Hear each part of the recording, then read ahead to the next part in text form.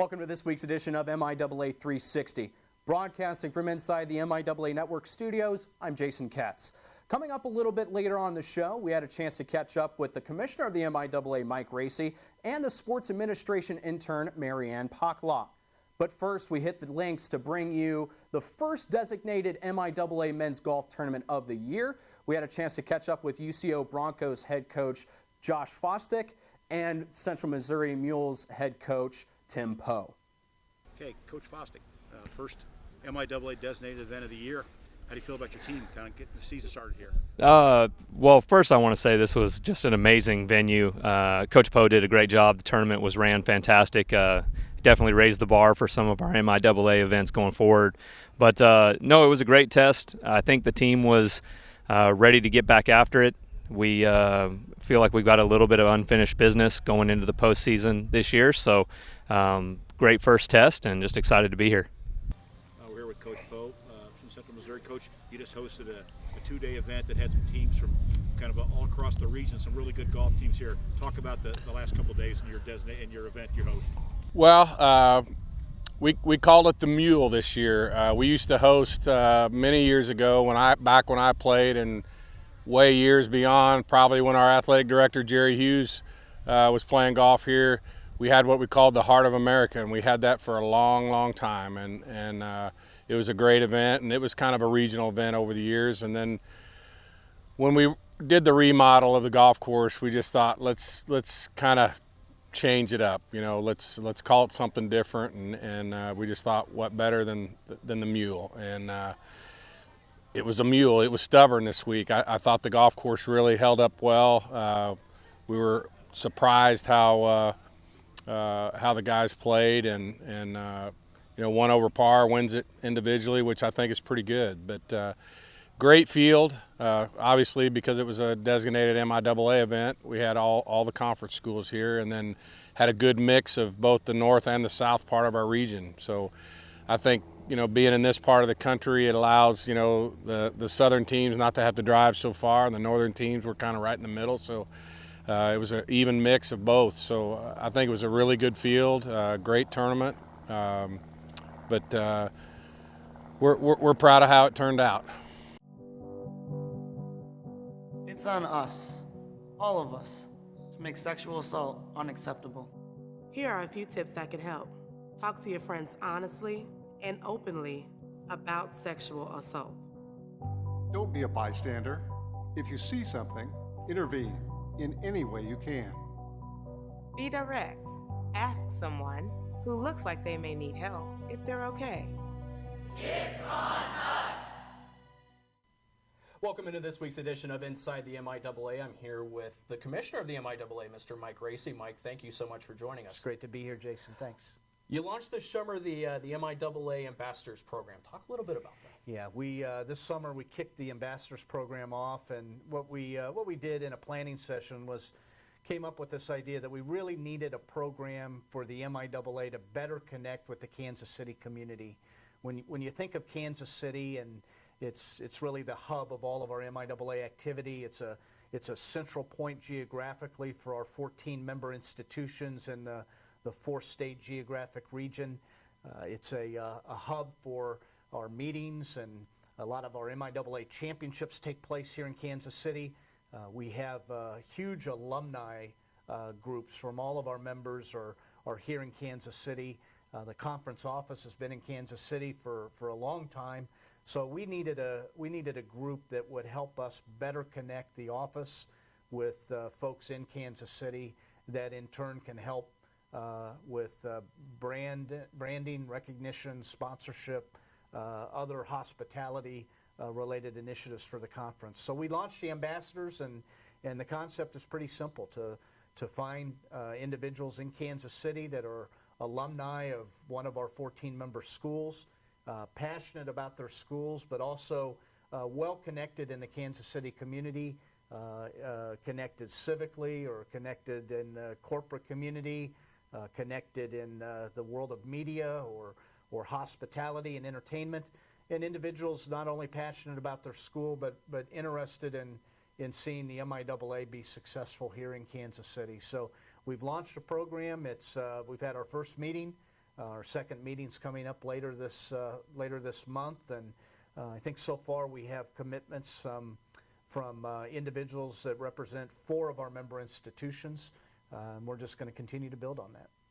You mentioned a little bit about the connection with Kansas City. Obviously, from an MIAA standpoint, how vital is that connection of both the MIAA and the city of Kansas City itself? It's critical. You know, our relationships with the city are probably have never been stronger. We're partners in bringing national championship events to Kansas City. Great partners in helping to stage successful conference tournaments. For example, the basketball tournament going strong at Municipal Auditorium. None of that can happen without, you know, the cooperation and support from the folks in Kansas City, and we just want to continue to build on that. I think the MIAA is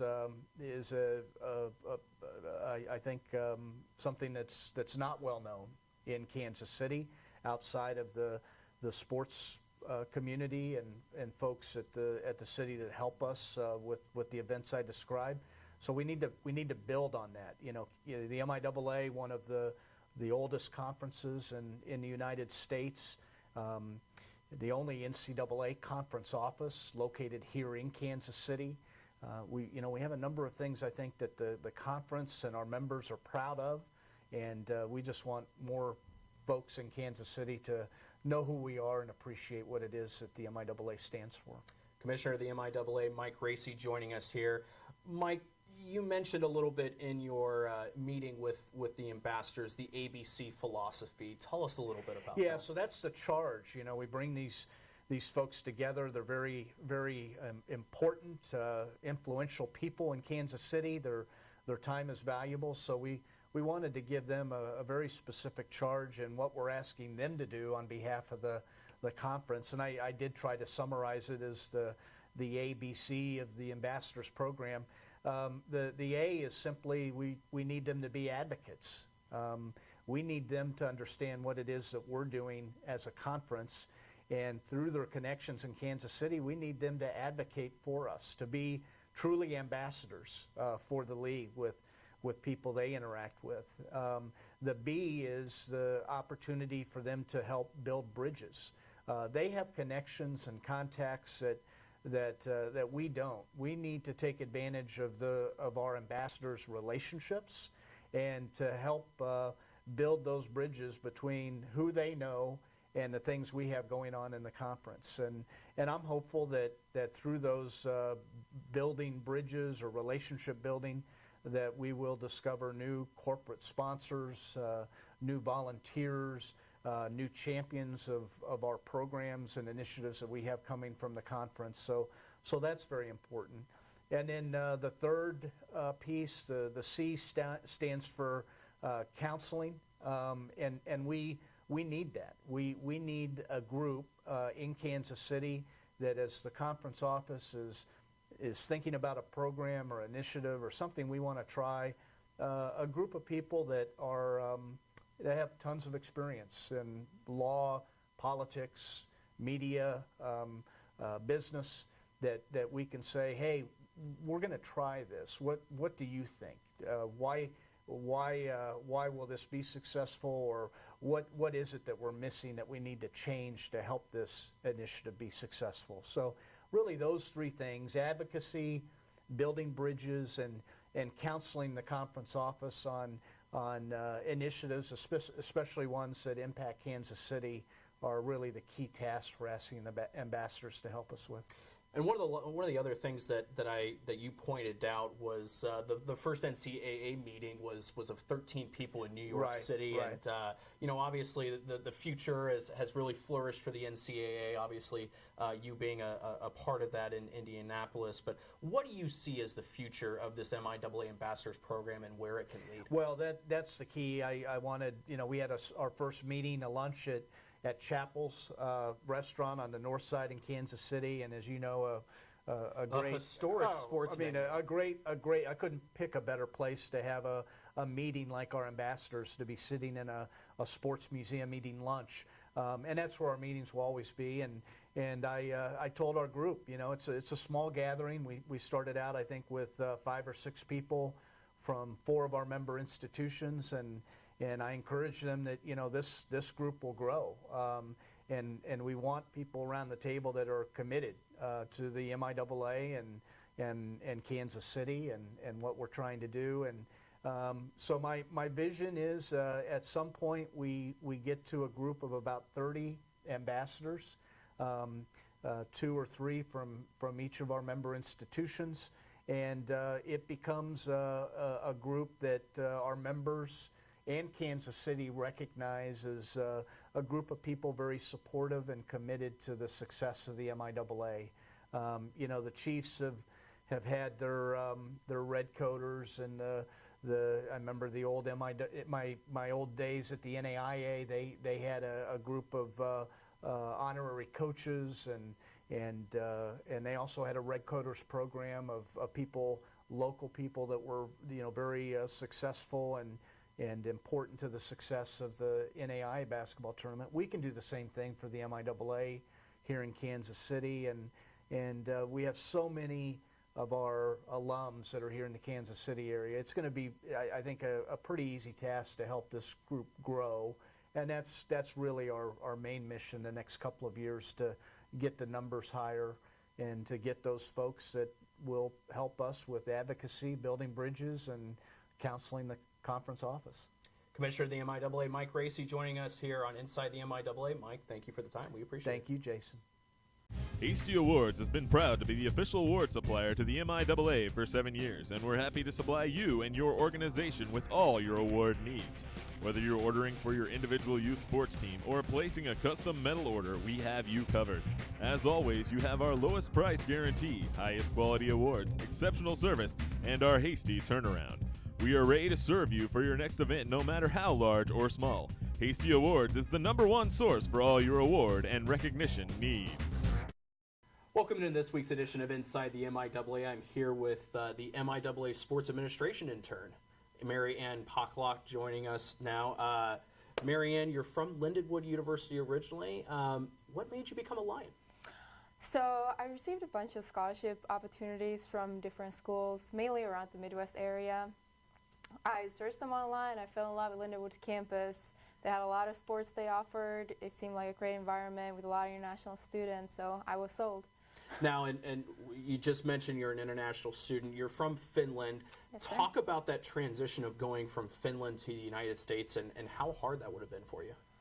It was actually fairly easy for me. I really liked the American culture. I was sold on the American dream. I wanted to come here, get an education, stay here for a job. So my transition was pretty easy. Now, and you were originally a rugby player. What position were you in rugby, and how did you get started in the sport? I actually played flanker on our rugby team, but during my high school years back home in Finland, I actually played American football. I was a linebacker, and from that, I transitioned into rugby during my freshman year of college. It was fairly easy too. I like contact sports. I like being aggressive on field, so I really enjoyed it. Playing football, American football, that should be in Finland. How did you get introduced to the game? And you know, the exposure of football over there is quite limited compared to what it is here. Yeah, it is fairly small. But I had a bunch of friends in high school who played, obviously male friends who were playing, and they invited me over to practice, and I tried it out and absolutely fell in love with the sport. I knew it was pretty manly and rough, and there weren't too many girls on the team, but I thought it was something unique and cool to be doing, so. Marianne Pahkala, the sports administration intern here with the MIAA. Marianne, not only were you a rugby player, but you also ran track and field as well. More on the field side of things, throwing, but talk about those experiences. So actually, I was working out at our school gym the other day, and a track coach came up to me and told me I had a nice body type for throwing and asked me if I wanted to try it out, and I said yes. He brought me over to practice, and I started throwing hammer and javelin for school. So I walked on the track team, received a scholarship for that. It was a great experience, something I hadn't really done in high school or any of that, but I learned it pretty quickly in college. And being an NCAA athlete in the MIAA conference was actually great. I loved it. Talk about the balances that you have to have being not only a student but a student athlete as well, where a lot of your time is really, tied up in either your athletics or your academics. Talk about that, being able to counterbalance those two. It was pretty hard, actually. I had a pretty tight schedule, but sports for me is a way to relax and let go of all the school stuff. So I would go to class, concentrate on class activities, then go to practice and completely relax and unwind. So actually, it was easy in the end. Now, in school, academically, you were a business and a marketing background. Tell us a little bit about how Lindenwood has really prepared you for the future. I found Lindenwood a great school for business, especially. We had a lot of great professors from the field, so we would get a lot of hands-on experience. I was a sports management major, so we would get a lot of exposure to internships, volunteering opportunities, and such. So I felt really prepared to graduate and move on to working. And talk about this this opportunity that you have now with the MIAA with being an intern for them, and how that will also set you up for success. So I'm actually really interested in college sports, so I wanted to do something related to that, and MIAA offered a great opportunity. Right now I'm a sports administration intern, so I get to do pretty much a variety of tasks here, from photo editing, social media, organizing a championship event. I get to put my hands on a lot of different stuff, and I think that's great. You kind of mentioned a little bit about how collegiate sports is what really interests you, but is there a certain thing that you want to try to accomplish in the end that you want to have as a career? My career goal would be work on the operational side of sports. Football is really close to my heart, so that would be ideal for me. But right now, I'm really open to any opportunities. I'm just testing the waters. Absolutely, and we appreciate the time. Good luck, and we always appreciate all the great work that you do for us here in the offices, and we look forward to much more. Thank you so much. That's about all the time we have for this week's edition of MIAA 360. Broadcasting from inside the MIAA Network studios, I'm Jason Ketz. And until next time, bring your A game.